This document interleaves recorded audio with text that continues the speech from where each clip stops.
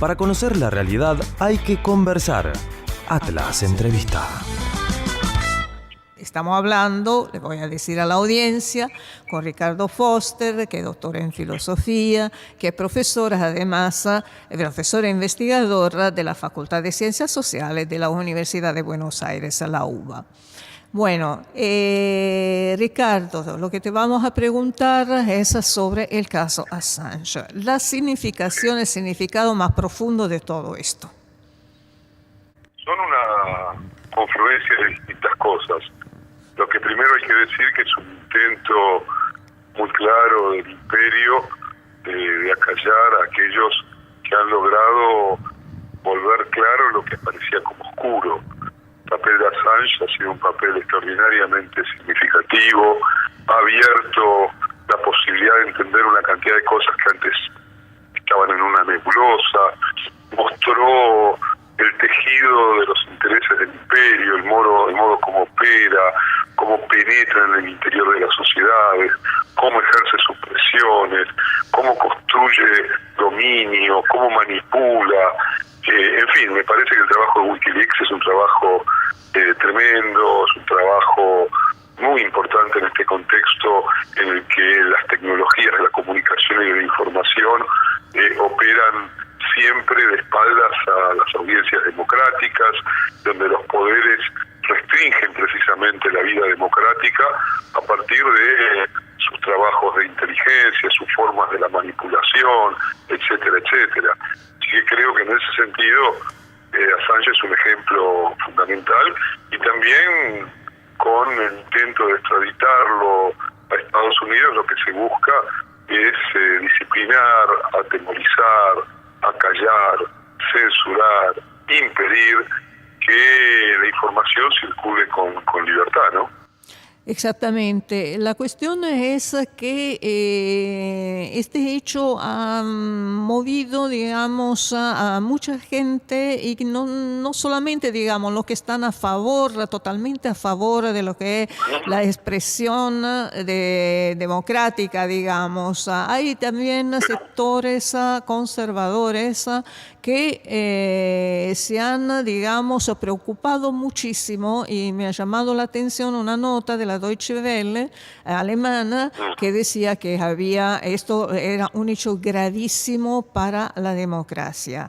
¿Qué opinas? Bueno, totalmente, porque más allá de lo que significa el trabajo de Assange,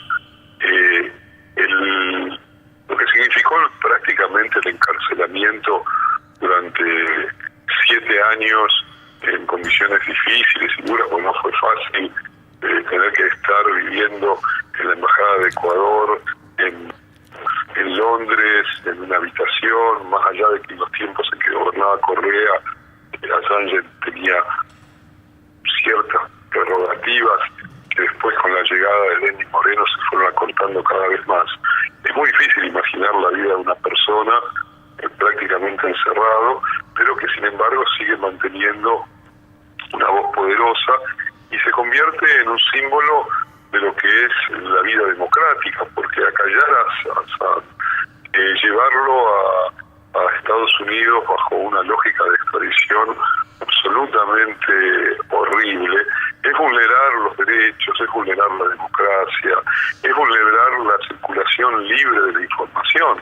Lo que ha hecho Assange no ha sido otra cosa que poner en evidencia las prácticas oscuras, clandestinas, en las sombras de los poderes reales, ¿no? Y en este caso particular, pero no únicamente de los Estados Unidos. Nos permitió a nosotros en la Argentina conocer quiénes iban asiduamente a la Embajada de Estados Unidos, qué decían, de qué modo actuaban en consonancia con los intereses norteamericanos en nuestro país.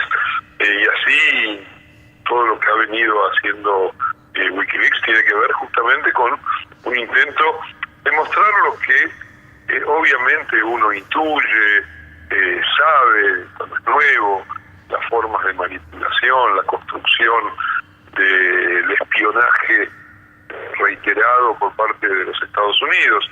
Pero creo que lo que la Deutsche Welle está diciendo también que las democracias quedan condicionadas cuando se coarta de esta manera la libertad de prensa, la libertad de expresión, y lo que intenta es un disciplinamiento de todos aquellos periodistas que, frente al antecedente de lo que se está haciendo con Assange, van a pensarlo muchas veces a la hora de denunciar, aunque sea con información absolutamente chequeada y verídica, en los modos de la operación que el imperio suele desplegar a lo largo y ancho del planeta, ¿no?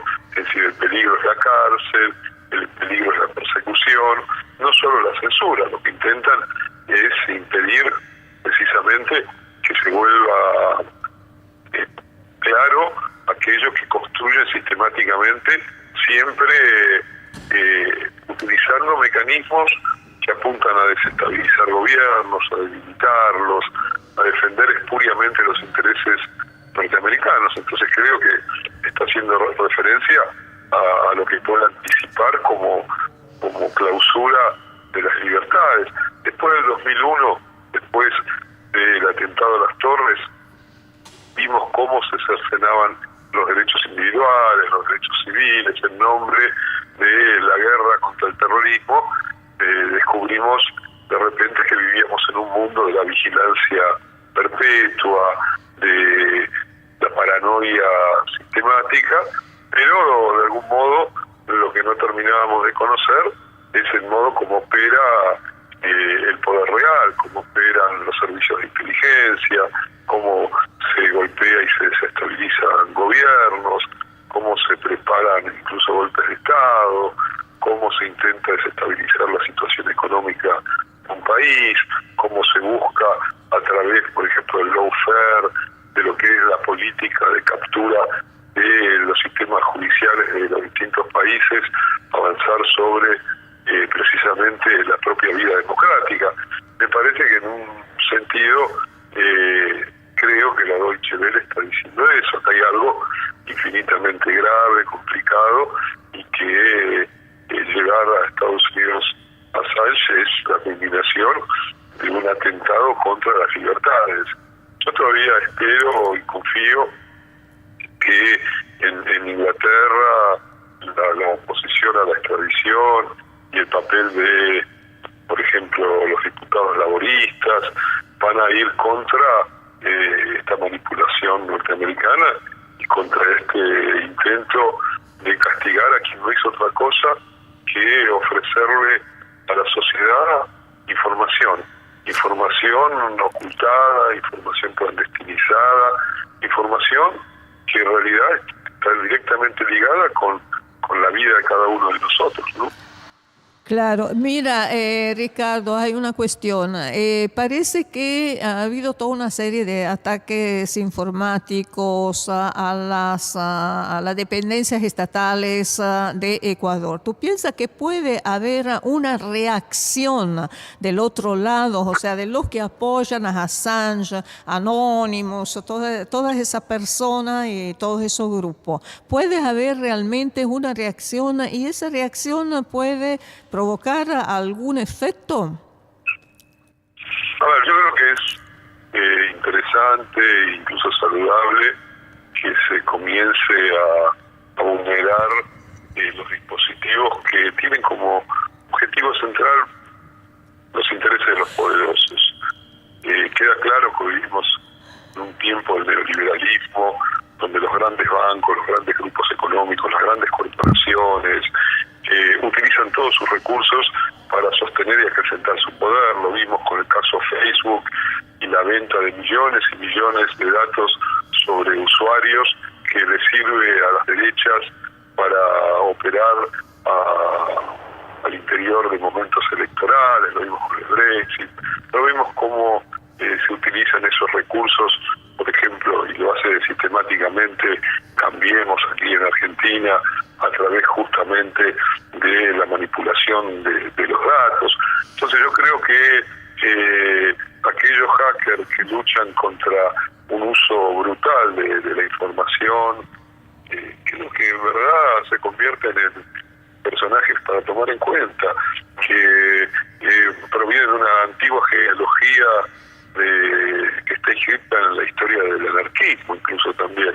Si frente a un poder que se cree dueño de toda la información, la comunicación y las operaciones que surgen a partir de ese dominio, y que somete a la población a una vigilancia continua y constante, me parece que son brechas libertarias que hay a las que hay que prestarle atención y a las que hay que reconocer en su valor. La lucha es muy desigual, cada uno de nosotros está vigilado, cada uno de nosotros, aunque no lo sepa, cuando interviene en el mundo de las redes sociales, es parte de un algoritmo, sus datos van a parar, vaya a saber a qué intereses económicos, políticos, culturales.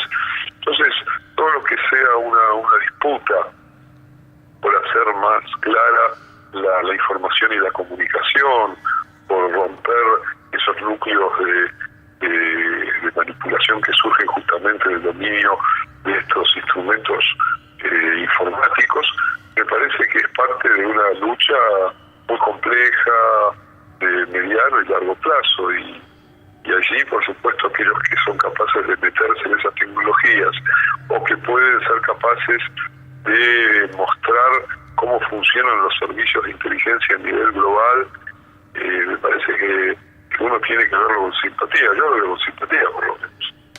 Bueno, buenísimo.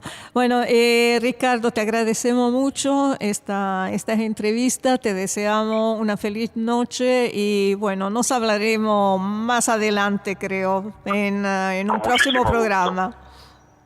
Ok, fue un placer. Abrazo grande para ustedes. Bueno, un abrazo, chao, chao. Hemos tenido una entrevista con el doctor Ricardo Foster, que es doctor en filosofía y que es profesor e investigador de la Facultad de Ciencias Sociales de la Universidad de Buenos Aires, la UBA. Para conocer la realidad hay que conversar. Atlas Entrevista.